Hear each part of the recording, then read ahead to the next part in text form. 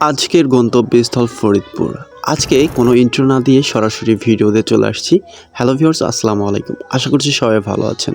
কোন উদ্দেশ্যে আমরা আজকে ফরিদপুরের উদ্দেশ্যে রওনা দিলাম, তো আজকের ভিডিওতে সেটিই বলবো। তবে যাতায়াতের সময় বাইরের ভিউগুলো নিতে ভুলছি না। তো সচরাচর আমার বাইরের ভিউগুলো নিতে খুব ভালো লাগে।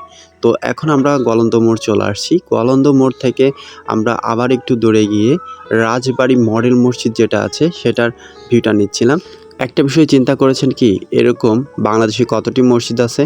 তো যাই হোক, যারা জানেন কমেন্ট সেকশনে জানিয়ে দিবেন। তো আমরা ধীরে ধীরে রাজবাড়ি থেকে ফরিদপুর এরকমভাবে আগাচ্ছিলাম। আর এইখানে হচ্ছে জুট মিল, এটা রাজবাড়ি জুট মিল। আপনারা দেখতে পাচ্ছেন এই জুট মিলে কিন্তু হাজার হাজার লোকের কর্মসংস্থানের সৃষ্টি করা হয়েছে।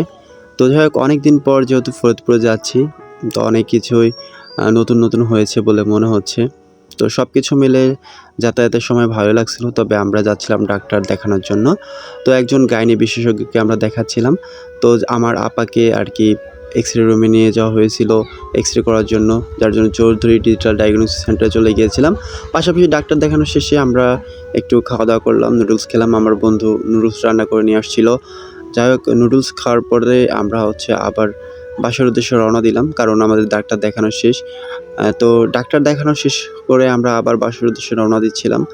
তো যাই হোক, রওনা দেওয়ার পথে আঙ্গিনা সহ বিশেষ কিছু দর্শনীয় স্থানগুলো আমার চোখে পড়েছিল, যেগুলো ভিডিও করলাম। যেহেতু ডাক্তার দেখানোর পারপাসে ফরিদপুর আসছি, পরবর্তী যখন ফরিদপুর আসবো আপনাদের সুন্দর সুন্দর ভিডিও উপহার দিব। ধন্যবাদ।